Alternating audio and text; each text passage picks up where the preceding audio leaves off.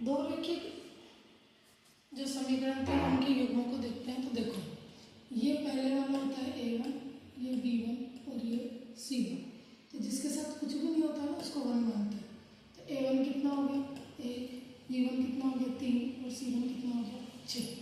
ये हो गया A2, ये हो गया B2 और ये हो गया C2। तो पहले देखते हैं A को। A1 बटे A2 कितना है? A1 की जगह क्या आ जाएगा 1 और B की जगह क्या आ जाएगा A2 की जगह 2। इधर देखो B1 बटे B2, तो B1 की वैल्यू क्या है प्लस का 3 और B2 की माइनस का 3। ठीक है, तो 1 बटे 2 जब इसमें भाग लगाए तो किसका हो गया माइनस।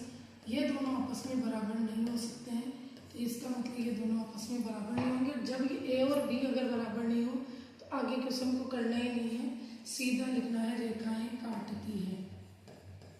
ऑप्शन में अगर आ जाता है तो लिखेंगे रेखाएं काटती है। इन्हें प्रतिच्छेदी रेखाएं भी बोलते हैं।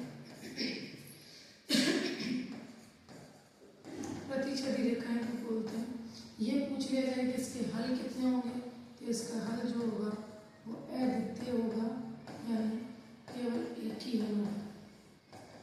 इस तरह से अगर क्वेश्चन पूछे जाते हैं तो ये 3 तरह की चीज़ों में से अगर कोई ऑप्शन आए तो उस पर टिक करना।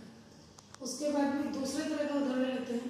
तो दूसरे तरह का जो उदाहरण लिया जिसमें देखो 6x - 3y + 10 = 0, 2x - y + 9 = 0।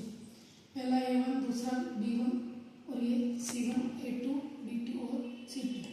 A1 बटे A2 लिखते हैं तो ये हो गया 6 बटे 2। B1 बटे B2 लिखते हैं तो हो गया -3 बटे -1। -1 कैसे आएगा कि y के साथ कुछ भी नहीं है तो उसे 1 मानते हैं, और ये दोनों माइनस में थे इसलिए इन दोनों को देखते हैं। तो ये तो हो गया +3 और ये भी क्या हो गया माइनस से कैंसिल। तो इसका मतलब ये दोनों बराबर है। अगर ये दोनों बराबर है तो सवाल को फिर आगे बढ़ाएंगे।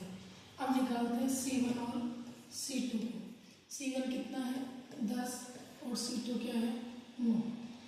तो ये जो है 10 बटे 9 ये इसके बराबर नहीं हो सकता है। इसका मतलब ये दोनों बराबर नहीं होंगे, यानी दोनों राजाओं में तो बनेगी लेकिन जो कांस्टेंट चीज़ है वो कोई भी इस्तेमाल नहीं करेगा। तो इसका मतलब तू तेरे रास्ते में मेरे रास्ते, यानी समांतर रेखा है। समान अंतर, बिल्कुल डिस्टेंस बराबर रखेंगे, समांतर रेखा है।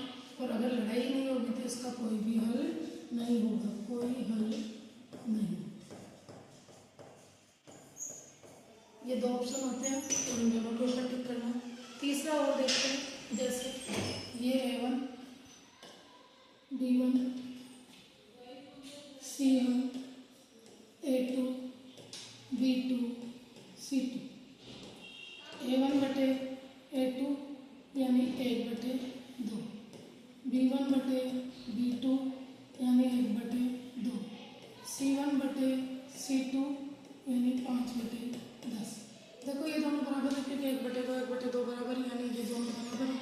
अगर ये दोनों बराबर तो आगे चलेंगे, इसको काटेंगे तो 5 एकम 5, 5 दूनी 10। ये भी दोनों बराबर है, इसका मतलब ये तीनों आपस में बराबर है। जब ये तीनों बराबर है तो तू इधर मैं तेरे पीछे पीछे, यानी कि ये कौन सी आएगी समपाती, यानी एक ही पथ पे चलती है समपाती रेखाएं।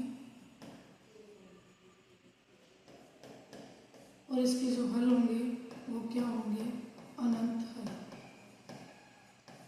इस तरह से अगर डायरेक्ट दे दिया जाता है तो इस तरह के क्वेश्चन पूछे जाएंगे। लेकिन कई बार क्या होता है सॉल्यूशन दे देता है कि ये एक दूसरे को काटती है और यहाँ से कोई भी चीज़ चेंज कर देगा और वैल्यू पूछ लेता है कि बताओ इसकी वैल्यू क्या है।